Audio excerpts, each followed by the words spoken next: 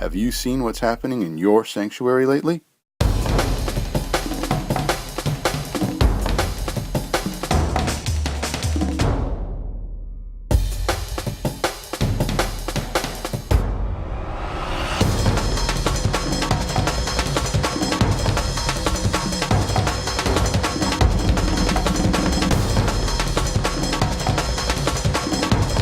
Join us right now for another episode of Your Sanctuary, a program that highlights what makes our National Marine Sanctuary so special and the people that keep them that way.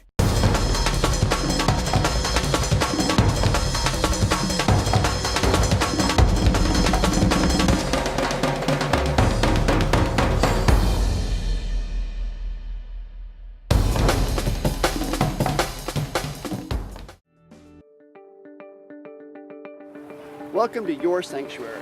My name is Paul Michelle, and I'll be your host for this special show that will highlight many of the amazing things to do and wonderful places to visit on the central coast of California, all along the shores of the Monterey Bay National Marine Sanctuary. This sanctuary is one of America's most spectacular marine protected areas, with beautiful beaches, jewel-like tide pools, lush kelp forests, deep ocean canyons, and an offshore seamount, all just teeming with life. Monterey Bay is one of 14 underwater parks that are managed and protected by the National Marine Sanctuary System, all told encompassing more than 170,000 square miles. We are proud to be custodians and stewards of America's ocean treasures. These places mean so much to communities, our culture, and our livelihood. This show speaks to the importance and connection of sanctuaries with recreation and tourism. We call it the Central Coast Experience. Come on, let's dive into Your Sanctuary.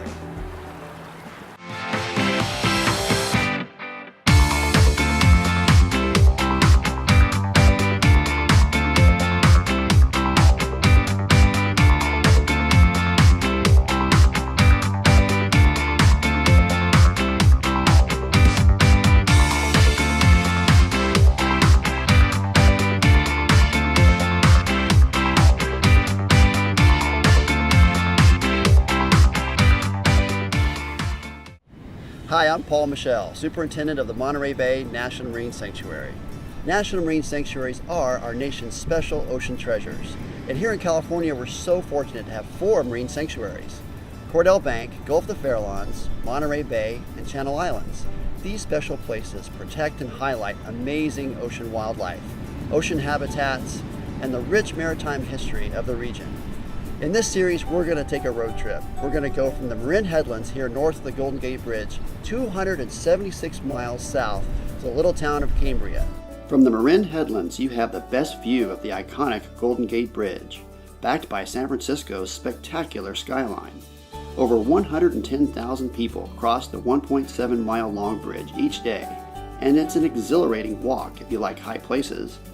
San Francisco is a major destination for visitors, and the Bay Area hosts 2 major ports of call. Just below the Golden Gate lies Fort Point, an interesting Civil War area experience, and the offices of our sister sanctuary, the Gulf of the Farallones National Marine Sanctuary. The spotlight segment for today's show is with Superintendent Maria Brown. Maria, you have a great little visitor center here, which we're going to check out, but what else is there for folks to do right here on Crissy Field? Oh, there's lots of things to do on Crissy Field. During a nice day, the beach is crowded with people just enjoying the beach. There's also Fort Point, which is right down the road. It's an old historic fort. You can go inside, visit the rooms, and from the roof you can see underneath the Golden Gate Bridge, which is an amazing sight of underneath the towers. And if you're lucky and there's good waves, you're going to see some serious surfers out there as well. If you'd like to take a trail, there's the coastal trail, which I mentioned earlier, but there's tons of trails throughout the Presidio, and you can see a natural spring coming up where people used to get their drinking water in the Presidio. There's museums, such as the Disney Museum is on the main post, and you can take a look at a real Oscar. And there's the main post field. And during the summer, Off the Grid comes, and you can enjoy a picnic right there on the field, or bring it down to the beach and come to the visitor center. Oh, that's great. Now, I really want to get out to the islands, so maybe next time you'll take me out there. Great. Come join us on a whale watch, and we'll take you to the islands. Great. Thanks, Maria. Thanks, Paul. Don't let the small size of this little center fool you. It's packed with artifacts, great wildlife information, and a peek under the waves. San Francisco has so many recreational opportunities. Get connected with the sanctuaries in person. Go sailing, rent a paddleboard, sit on the sand, bike the shoreline, or even visit one of the area's many landmarks like Alcatraz. While there are so many things to see and do in the Bay Area, we will continue our journey south to Half Moon Bay and our next stop, Pillar Point Harbor. We're in Pillar Point Harbor, just north of Half Moon Bay. There are 4 thriving harbors in the Monterey Bay National Marine Sanctuary. In addition to Pillar Point, there's Santa Cruz, Moss Landing, and Monterey. These are great places to visit, to see the boats, to charter a fishing or whale watching trip, rent a kayak or a paddleboard, or get some fresh seafood. Each of the harbors has an active fishing fleet, so be sure to look for signs of the freshest catch of the day. As we make our way south, we pass by our favorite tide pool location at Fitzgerald Marine Reserve. Be sure to hit it at low tide to make this part of your Central Coast experience. About an hour south of San Francisco is Half Moon Bay. Visitors come to shop and stroll along Main Street or stop at the many fruit and garden stands in and around town. A great event is the annual Pumpkin Festival in mid-October. The historic downtown and the beautiful beaches and parks make Half Moon Bay one of the most picturesque places along the Central Coast experience. Pigeon Point Lighthouse and its accompanying international hostel is a favorite stop along Highway 1 between Half Moon Bay and Santa Cruz. This lighthouse is one of the tallest in the United States and the most visited on the West Coast. There are actually over 250 shipwrecks in the sanctuary. You know, these days ships navigate with high-tech satellites and computerized mapping, but once upon a time, lighthouses like this one were critical to mariners. To learn more, visit the Visitor Center. In addition to the light station at Pigeon Point, there are some nice tide pools, and just to the south at Año Nuevo State Reserve is one of the 2 land-based elephant seal colonies in California. We will learn more about these amazing creatures down in San Simeon. A favorite activity all along the sanctuary shore is tide pooling, that is, exploring the rocky intertidal zone. But there are rules for the pools, and that means basically that we just want to observe these plants and animals in their natural habitat. And if we want to pick up something, we want to do so very gently and then put them back right where we found them. Another thing is to make sure you know what's happening with the surf, because sometimes the surf can surprise you. You don't want that. Some of the best tide pooling along the Central Coast can be found at the Fitzgerald Marine Reserve, or at Natural Bridges, or at Asilomar. You just can't take a trip to the California Central Coast without a visit to Santa Cruz. Hey, it's Surf City, dude, and that's why I've got my board and my wetsuit, and I'm heading out on the water. And joining me is the mayor of Santa Cruz, Hillary Bryant. Welcome, Hillary. Good morning, great to be here. So tell us about what visitors can expect when they come to the beach boardwalk area. It's great. You know, you can go to the beach boardwalk, ride the Giant Dipper, run on over to the Sanctuary Exploration Center, hit the beach for a little while, then jump in the ocean to cool off. Oh, that sounds great. So that's what we're going to do, right? You're going to teach me a few things? We're going to teach you a few things. Cowell's is a good break to learn on, and then as you get a little more experience, we'll go around the corner. All right. Well, let's go. All right.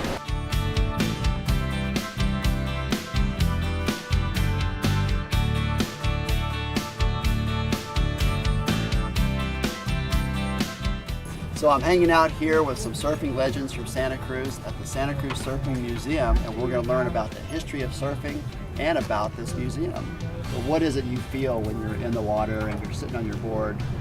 It's the aesthetic quality and beauty of the light. The water is cold, but it rivals that of the North Shore of Oahu for geographic vicinity of the most given surf breaks within a small area.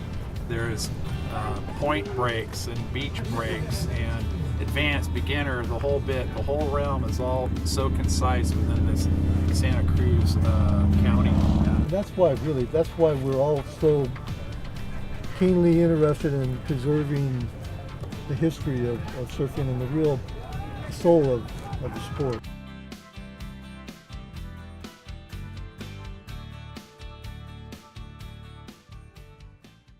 I'm standing in front of the Monterey Bay National Marine Sanctuary Exploration Center, right across the street from the world-famous Santa Cruz Beach Boardwalk.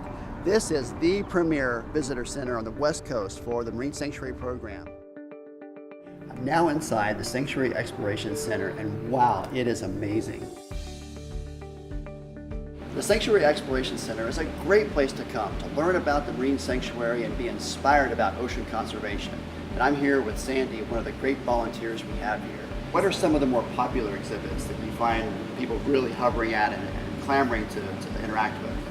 Well, it depends on the age group. The older folks, like my age, love the film, gets them off their feet, and they can experience the sanctuary vicariously. The younger, the toddlers, love the watershed. They love to spin the steering wheel, make it rain, and climb in the drain pipe and touch the animals. And then the middle age group, they really head right for the remotely operated vehicle. One of the great things about the Exploration Center is it's free, and it's right across the street from the Santa Cruz Beach Boardwalk. You gotta come check it out. One of the most visited places in Santa Cruz is the 100-year-old pier with great restaurants and shops and amazing views of the sanctuary and wildlife. It's also a great place to take in the sights of the world-famous Santa Cruz Beach Boardwalk. You know, Santa Cruz has got something for everyone. A great place to make your connection with the Monterey Bay National Marine Sanctuary.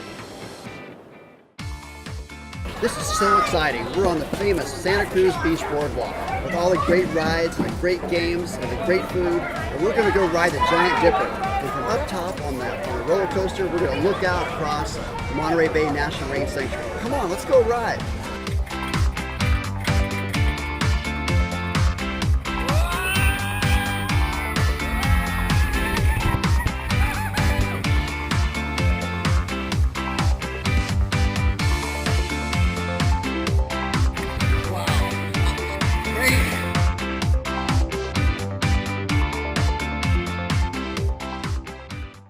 Back in the Sanctuary Exploration Center, and I'm in the gift store, and I'm trying on some cool t-shirts and looking at all the great stuff here.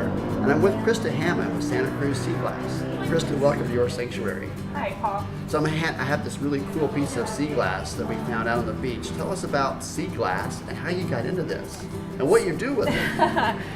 Sea glass has been a lifetime passion of mine. I've been picking it up since I was a little kid. I was lucky enough to grow up in California along the coast. And my mom would tell my sister and I to go find her emeralds at the beach. I think it was her way of getting a few minutes by herself, but it always stuck with me, and I've always looked for sea glass my whole life. So Krista, how did you get involved with the Exploration Center? Well, Paul, when I started making jewelry in 2007, it really became evident to me that all of my great pieces of sea glass have come from within the Monterey Bay Sanctuary. I pretty much have hunted from San Francisco down to Big Sur. And it was very important for me to give back to the ocean, but to be able to contribute to such a beautiful facility like this one, it just feels really great. So not only having my jewelry be featured here in the gift shop, but I just recently came out with a beautiful book that's all about my collection of sea glass from this Santa Cruz area, and I'm wanting to donate 10% back to the facility for that. Great. Yeah, so it's just a way of coming full circle. I wanted to make guilt-free jewelry that not only supports the ocean, but people feel really good about wearing. Santa Cruz has so many opportunities to learn more about the ocean. Be sure not to miss one of my favorites, the Seymour Center. Designed to highlight the research at UC Santa Cruz, this Marine Science Center hosts live animal exhibits, a touch tank, and an 87-foot skeleton of a blue whale.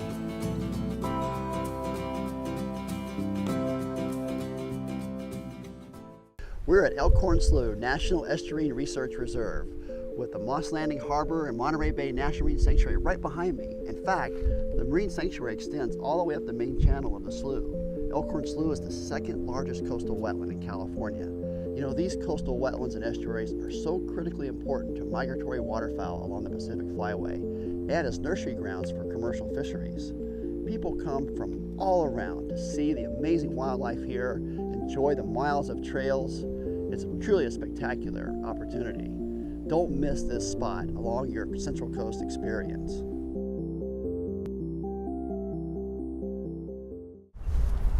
One of the most popular things to do in the Monterey Bay National Marine Sanctuary is go kayaking. And there are great opportunities, like right here in Moss Landing and Elkhorn Slough, or if you're more adventurous, out of Monterey and Santa Cruz, where you can rent kayaks. The thing we want to do when we're out on the water, enjoying the wildlife, is to be respectful and stay a safe distance away from them. As a general rule, we say about 75 feet. We want people to go out and have a great time on the water, see the amazing wildlife, and and enjoy them, and they enjoy you as well. Let's go kayaking.